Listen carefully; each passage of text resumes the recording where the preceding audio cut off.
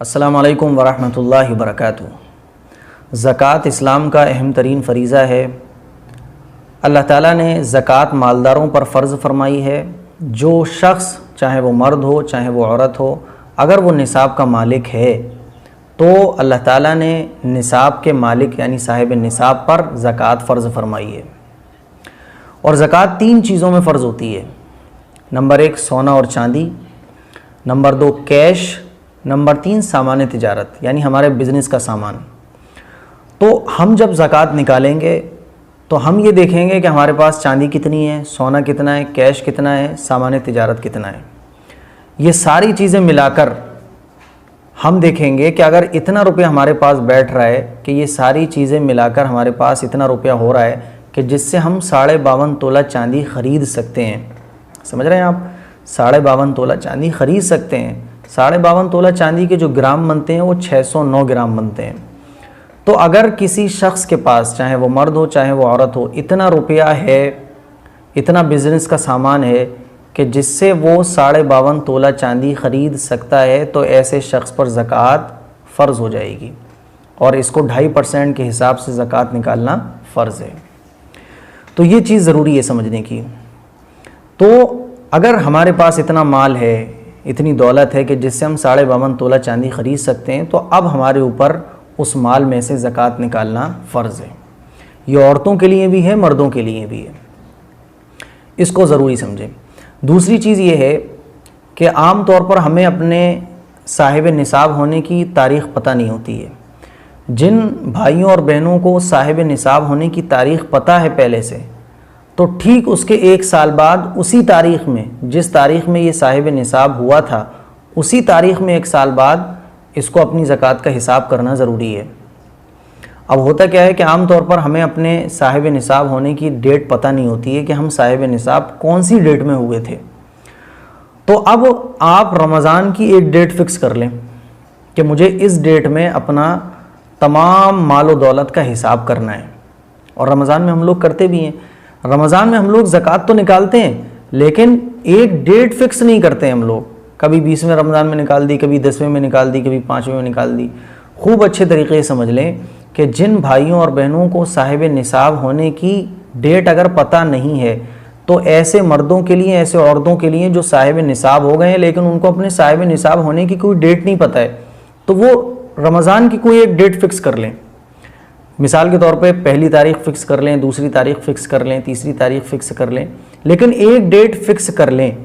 और वो फ़िक्स क्यों करनी है कि अब रमज़ान की इस तारीख़ में मुझे अपने सारे असासों का हिसाब करना है। सारी प्रॉपर्टी, मालो दौलत, सोना चांदी, सब का हिसाब लगाना है कि मेरे पास ये कितना है। और फिर हिसाब लगाने के बाद 2.5% के हिसाब से मुझे उसमें से ज़कात अलग निकाल के रख देनी है। ये आप किसी एक डेट को फ़िक्स करने के बाद हर साल उसी डेट में अपने माल का हिसाब लगाएं।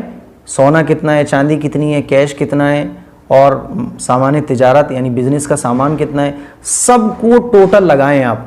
और टोटल लगाने के बाद उसमें से 2.5% के हिसाब से बिल्कुल अलग कर लें। ये एक उसी डेट में होना चाहिए जो डेट आप फिक्स करें रमज़ान की। ये नहीं होना चाहिए कि साहब कभी 20 में निकाल दी, कभी 15 में निकाल दी। ये बहुत ज़रूरी चीज़ है। तो हमें जो ज़कात देनी है वो सारे सामान में से देनी है। मेरे ख्याल मैं समझ रहा हूँ कि आप मेरी बात समझ रहे हैं कि हमें ज़कात टोटल में से देनी है। और 3 चीज़ों को हमें टोटल लगाना है। 3 चीज़ों को कौन सा टोटल लगाना है? नंबर 1, अगर हमारे पास सोना है तो उसको भी जोड़ना है, सोना नहीं है, चांदी है तो उसको भी जोड़ना है।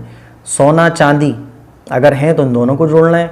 सोना चांदी कैश को भी जोड़ना है। और सामान तिजारत, बिज़नेस का हमारे पास जो सामान है उसको हमें जोड़ना है। और सबको जोड़ के टोटल लगाना है कि ये टोटल हमारे पास कितना बैठ रहा है। मिसाल के तौर पर टोटल हमने लगाया चांदी, सोना, कैश और जो हमारा बिज़नेस का सामान है, हमने सब जोड़ जाड़ के लगाया तो 1 लाख बैठता है।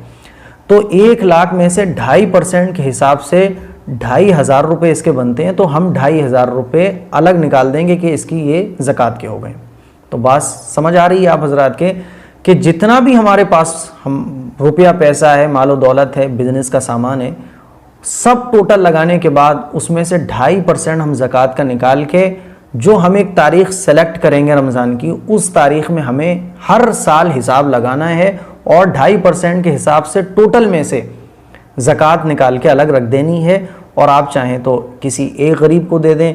ज़्यादा अगर ज़कात है आपकी तो कई लोगों को भी दे सकते हैं। ये तो है ज़कात निकालने का तरीक़ा। अब दूसरा मसला ये समझें कि जिन बहनों के पास सोना और चांदी के ज़ेवरात हैं और वो सोना और चांदी के ज़ेवरात साहिब निसाब तक पहुँचते हैं, यानी उसको साहिब निसाब बना देते हैं, इतना सोना और चांदी है कि जिसको अगर मार्केट में फ़रोख्त किया जाए तो इतना माल उस खातून के पास आ जाएगा जिससे 52.5 तोला चांदी ख़रीदी जा सकती है। तो अब ऐसी औरत पर भी ज़कात फ़र्ज़ होगी। बात समझ आ रही है? बहुत सारी ख़वातीन ने से ये सवाल किया है कि हमारे पास तो ज़ेवर है लेकिन 5 तोला सोना है, 7.5 तोला सोना नहीं है, और चांदी भी है, कुछ कैश भी है। तो अच्छे तरीके से याद रख लें, सोना, चांदी और कैश, किसी खातून के पास सोना और चांदी दोनों हैं तो फिर दोनों मिला के ये देखो कि उसकी रेट कितनी बन रही है।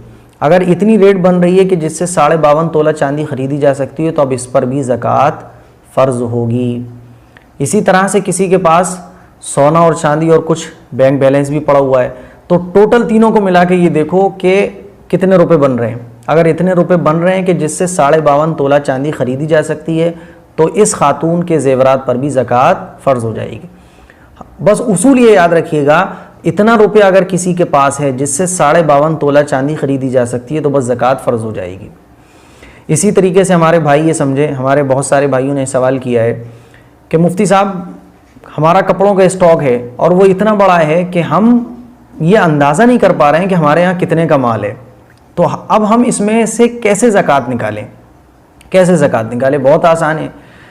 देखिए 3 प्राइस होती हैं, एक तो रिटेल प्राइस, एक होलसेल प्राइस होती है, और तीसरी प्राइस ये होती है कि अगर ये सारा माल मैं बेचूं किसी को तो ये कितने में बिकेगा।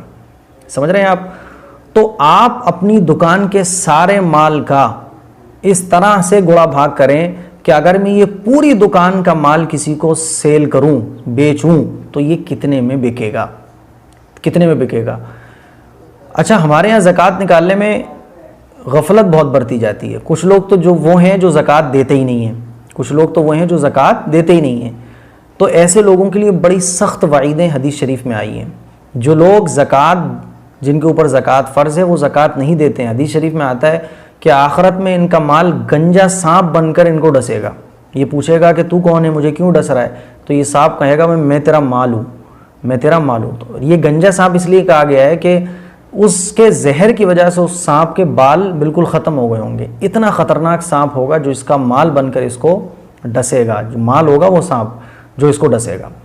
तो ये तो हाल, ये सज़ा उन लोगों के लिए है जो ज़कात, जिनके ऊपर फ़र्ज़ है और वो ज़कात नहीं देते हैं। कुछ लोग वो हैं जो ज़कात तो देते हैं लेकिन अंदाजे से देते हैं। कपड़े की शॉप है लेकिन अंदाजे से दे दी, बस इतना। तो अंदाजे से भी ज़कात नहीं देनी है। याद रखिएगा, अगर ज़कात का 1 रुपया भी हमारे माल में रह गया तो वो हमारे पूरे माल को ख़राब कर देता है, पूरे माल को ख़राब कर देता है, पूरे माल में बेबरकती कर देता है। तो ज़कात देनी है, खूब एहतियात से देनी है, हिसाब लगा कर अच्छे तरीके से गुणा भाग करके ज़कात देनी है।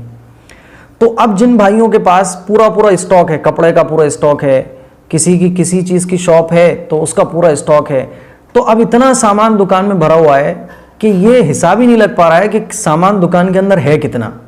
अब इसकी ज़कात कैसे दी जाएगी?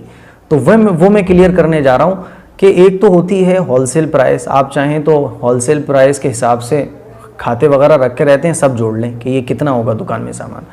और अगर फिर भी दिक्कत पेश आ रही है तो आप पूरी दुकान का अंदाज़ा करेंगे कि अगर कोई सामान ख़रीदने आ जाए और ये मैं पूरी दुकान बेचूं तो ये कितने में बेचूंगा। तो पूरे ईमानदारी के साथ आप पूरी दुकान का हिसाब लगाएं कि पूरी दुकान का सामान कितने में बिकेगा। जितने में बिकेगा, जितने में आपका दिल गवाही दे रहा है कि इतने में पूरी दुकान का सामान होगा, बस उतना आप लिख लें और उसमें से आप 2.5% के हिसाब से अलग कर दें और उसकी ज़कात दे दें। ये है उन लोगों के लिए ज़कात देने का तरीक़ा जिन लोगों की दुकान भरी हुई है। एक चीज़ ये भी है कि बहुत सारी बहनों ने बच्चों के शादी के लिए ज़ेवर लेकर रख दिया है। बहुत सारी ख़वातीन ऐसी भी हैं जिन्होंने सवाल किया है कि उन्होंने बच्चों की शादी के लिए ज़ेवर लेकर रख दिया है कि बच्चे जब बड़े हो जाएंगे तो उनकी शादी में ज़ेवर देंगे। तो अब क्या इसकी भी ज़कात होगी? तो खूब अच्छे तरीके से समझ लिया जाए। अगर वो सोने का ज़ेवर और चांदी का ज़ेवर, चांदी भी है सोना भी है, और वो इतना हो रहा है कि जो 52.5 तोला चांदी जिससे ख़रीदी जा सकती है, तो इस ज़ेवरात के ऊपर भी ज़कात फ़र्ज़ होगी। लेकिन अगर वो ज़ेवर सिर्फ सोना है और कुछ भी नहीं है, कैश भी नहीं है, चांदी भी नहीं है, और वो 7.5 तोले के तक पहुंच रहा है, तो इस पर भी ज़कात फ़र्ज़ होगी। लेकिन अगर सोना है सिर्फ, जो हमने अपनी बच्ची के लिए लेकर रखा है वो सिर्फ सोना है और वो 7.5 तोला नहीं है बल्कि कम है, तो अगर बच्ची नाबालिग है तो माँ के ऊपर ज़रूरी है कि वो इसकी भी ज़कात दे, और अगर बच्ची बालिग है तो फिर इसके ऊपर ज़कात नहीं होगी। तो ये चीज़ें थी ज़कात से मुताल्लिक़ जो मैंने क्लियर कर दी आप हज़रात के। तो ज़कात 3 चीज़ों में है, नंबर 1 कैश, नंबर 2 सोना चांदी, नंबर 3 माल तिजारत का सामान। बैंक में हमारे जो भी रखा हुआ है उस पर भी ज़कात है, अगर इतना बैंक बैलेंस हमारा है कि जिससे 52.5 तोला चांदी ख़रीदी जा सकती है। तो ये ज़कात के कुछ ज़रूरी मसले थे जो मैंने आप लोगों से अर्ज़ किए। इंशाअल्लाह कल मैं और मसाइल लेकर आप लोगों की खिदमत में हाज़िर होऊंगा। दीजिएगा इजाज़त, इस क्लिप को शेयर करें ताकि ज़कात से मुताल्लिक़ ये मसाइल हर बहन तक पहुँच सकें, हर भाई तक पहुँच सकें। अस्सलामु अलैकुम व रहमतुल्लाह।